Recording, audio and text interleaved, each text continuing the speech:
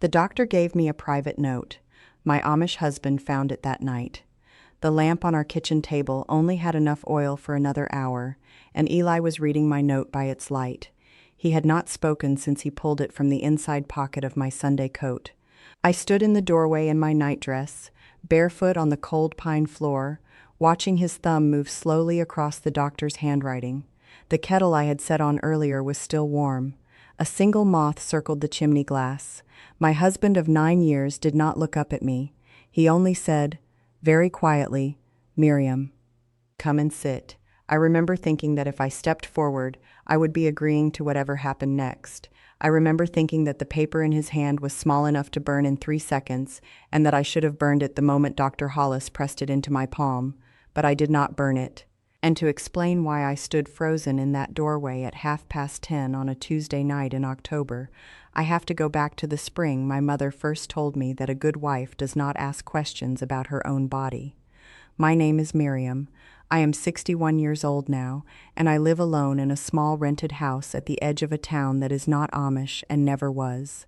The community I grew up in sat in a quiet valley in northern Indiana, the kind of place where the roads were gravel until I was almost 30, and where the bishop's word carried more weight than any letter from the county. I was the third of 7 children. My father raised dairy cows and my mother raised us, and between them there was a kind of silence I mistook, for many years, for peace. I married Eli Yoder when I was 20. He was 24, the second son of a respected family, and he had asked my father for me before he had ever spoken a full sentence to me directly. I did not mind. That was how it was done in our district. What I did mind, though I never said so, was the way he watched me at the wedding supper. Not the way a young husband watches a new wife, the way a man watches a horse he has just bought, checking for things he might have missed at the sale.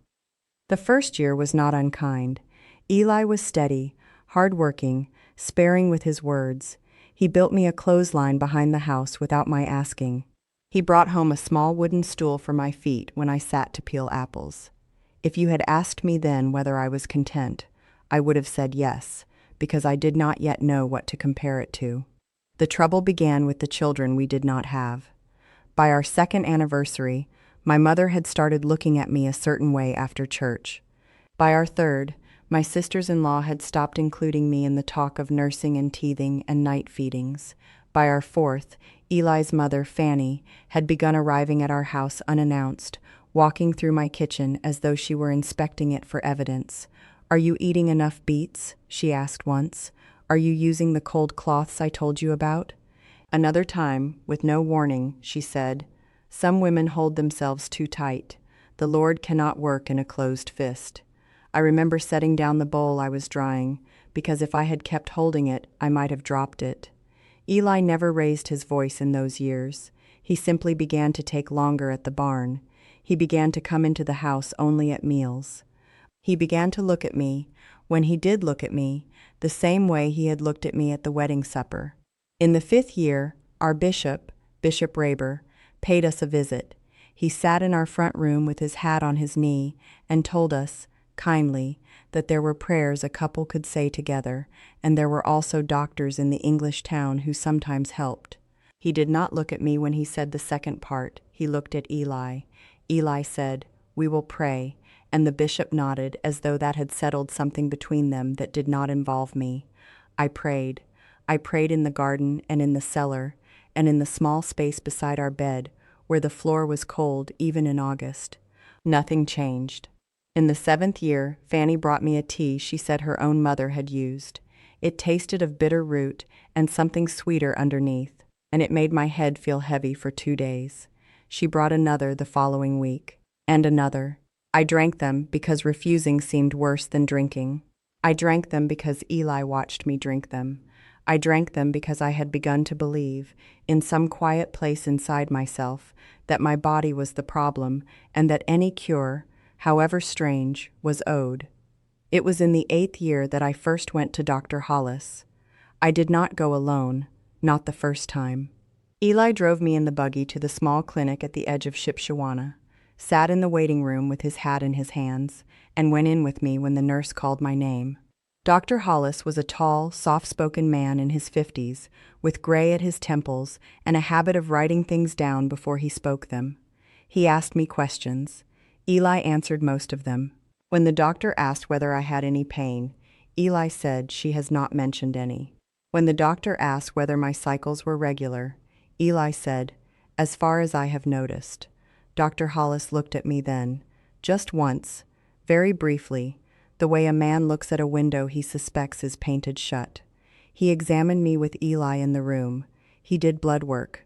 He said he would write to us when the results came back.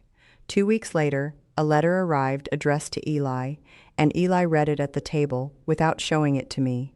He says everything looks ordinary, Eli told me. He says we must keep trying. I asked if I could see the letter. Eli folded it and put it in the drawer of his desk and said, "There is nothing in it for you to read." I want to be careful here because I do not want to make Eli into a monster he was not. He believed, I think genuinely, that he was protecting me. In the community where I grew up, a husband stood between his wife and the world the way a roof stands between a family and the rain. He decided what came in. He decided what went out. If Eli kept the doctor's letter from me, it was because he had been taught that a wife's worry was the husband's burden to carry. That is what he would have said. That is what his father had said before him. But a roof can also become a lid. In the 9th year, I went to Dr. Hollis a second time. This time Eli could not come. A cow had calved badly in the night, and he could not leave the barn. He sent me with our neighbor's English driver, a kind older woman named Linda, who waited outside in her car with a book. I remember walking into that waiting room alone and feeling, for the first time in years, that the air was mine to breathe. Dr. Hollis closed the door behind me himself. He sat down across from me. He did not pick up his pen. He said, "Miriam, I have wanted to speak with you alone for some time." I did not answer. I had not been spoken to alone by a man outside my family since I was 19. He asked me how I was feeling, not the way Eli's mother asked, sharp and suspicious. The way my own grandmother used to ask when I was a small girl with a scraped knee. I told him I was tired. I told him about the teas.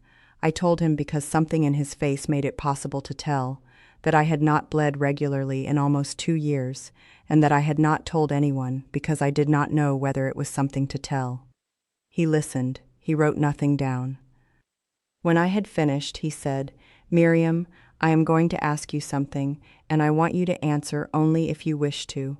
Do you know what is in the letter I sent to your husband last year?" I said no. He was quiet for a long moment. Then he said, "I am not permitted, by the rules of my work, to give you another person's letter. But I can write you one of your own. Would you like that?" I said yes before I knew I had decided. He wrote for perhaps 3 minutes. He folded the page in quarters. He did not put it in an envelope. He pressed it into my palm and closed my fingers around it and said, very softly, "Read this when you are alone, truly alone. Not in your house, not in your barn, somewhere no one will come looking for you. And Miriam, please do not let anyone else read it before you do." I asked him what was in it. He said, "Things you have a right to know about your own body, and one thing more." I did not ask what the one thing more was. I was already afraid. I walked out to Linda's car with the note pressed flat against my stomach beneath my apron. On the ride home, I held my hands very still in my lap so she would not ask. When she dropped me off, Eli was washing at the pump. He looked up and said, "Well, what did he say?" And I said, "He said everything looks ordinary. He said we must keep trying." The lie came out of my mouth so smoothly that I frightened myself. That was a Monday. I did not read the note that day. I did not read it Tuesday morning either. I carried it folded inside the lining of my Sunday coat, which hung in the back of our bedroom closet, because I could not think of a single place in our house that was truly mine. On Tuesday afternoon, Fanny came by with another tea. She sat at my table and watched me drink it, and as she watched, she said, "Eli tells me you went to the doctor again." I said yes. She said, "Alone." I said Linda drove me. She said, "Alone in the room, Miriam." I did not answer. She set down her cup. She said, "A wife who keeps secrets from her husband keeps them from God. You know that." And then, almost gently, "Whatever the doctor said to you, you must tell Eli tonight." I understood, sitting at my own kitchen table, that Fanny already knew something I did not. I understood that Eli had spoken to her before I had even returned home. I understood that the letter the doctor had sent the year before had not stayed in Eli's desk drawer the way I had imagined. It had passed through hands I could not see. After she left, I went to the closet. I took down the Sunday coat. I slipped my fingers into the lining and felt for the folded paper. It was still there.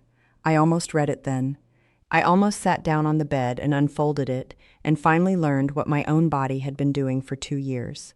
But I heard Eli's boots on the porch, and I put the coat back, and I went down to start supper. That evening, Eli was quieter than usual. He ate without comment. He read from the Bible afterward, as he always did, and his voice did not waver. When he closed the book, he looked at me across the table and said, "Miriam, is there anything you wish to tell me?" I said no. He nodded slowly. He said, "Then go up to bed. I will come soon." I went upstairs. I lay in our bed with my eyes open and listened to him moving around the house below. I heard him go into the front room. I heard him climb the stairs. I heard him pass our bedroom door and go down the short hall to the closet at the end, where my Sunday coat hung. I heard the closet door open. I have asked myself, in all the years since, why I did not get out of bed. Why I did not run down the hall and pull the coat from his hands. Why I did not at least call out his name. The truest answer I have is this: I had spent 9 years being told that my husband had a right to every part of me, and I had not yet learned that a folded piece of paper could belong to me alone. When he came back down the hall, he did not come into the bedroom. He went downstairs. I heard him sit at the kitchen table. I heard the soft click of the lamp being turned up, and after a long time, I went down myself. That is where this story began. Me in the doorway, him at the table, the note open between his hands. "Miriam," he said again, "come and sit." I sat. He did not raise his voice. He never did. He turned the paper around so I could see it, and for the first time in 2 days, I read what Dr. Hollis had written for me. The first part was medical. He told me, in plain words, that the blood work from the year before had shown a condition of the thyroid that was almost certainly the reason I had not conceived, and the reason my cycles had stopped. He told me it was treatable.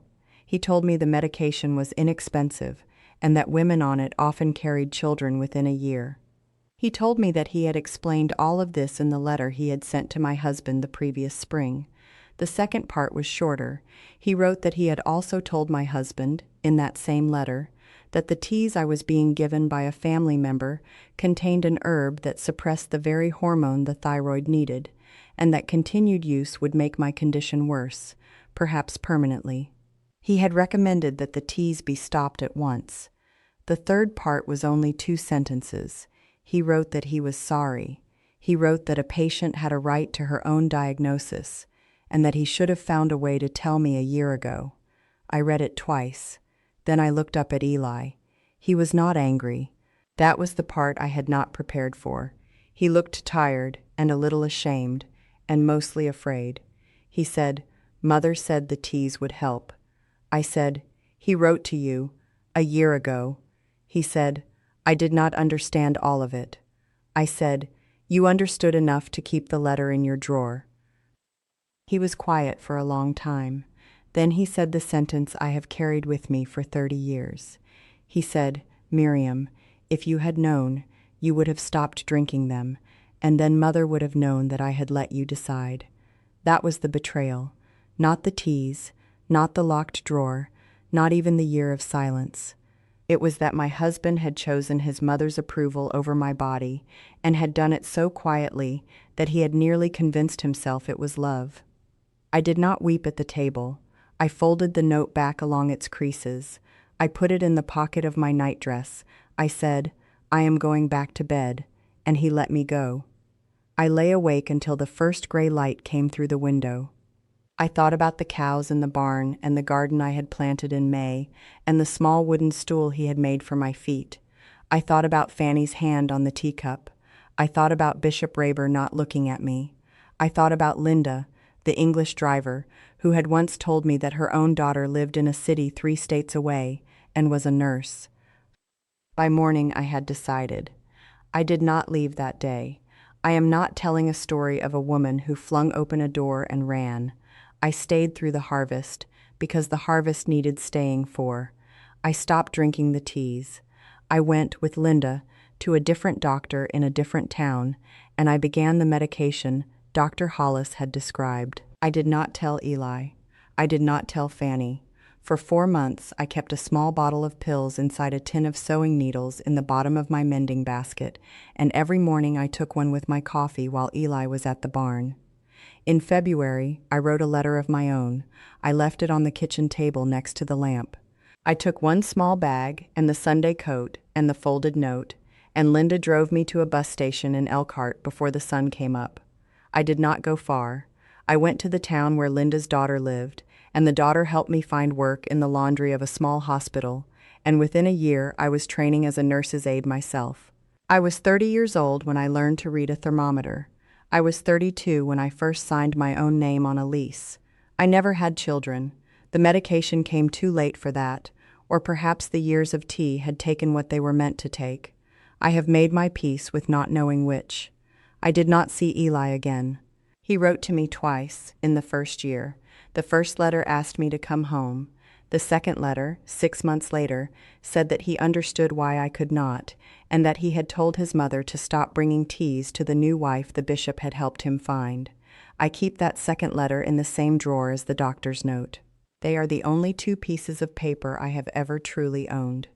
I am told the community speaks of me, when it speaks of me at all, as the woman who walked away because she could not bear her childlessness. That is not true, but I have stopped correcting it. The truth is smaller and harder. I walked away because a stranger in a medical office wrote 4 paragraphs on a folded piece of paper, and because the man I had married could not bear for me to read them. I think, sometimes, of Dr. Hollis. He has been dead almost 20 years now. I never wrote to thank him. I did not know how to put it into words that would not embarrass us both. But on the night I left Indiana, when the bus pulled out of Elkhart and the dark fields began to slide past the window, I took the note out of my coat pocket and held it flat against the glass, and I read it one more time by the light of a passing town. And I understood, finally, what the one thing more had been. It had been permission, not to leave, not to stay, only to know. That, in the end, was what my husband had found that night. Not a letter from another man, not a confession, only the small, folded shape of a woman beginning to belong to herself. And he had read it, and set it on the table, and turned up the lamp, because some part of him had already known it was the last thing of mine he would ever hold.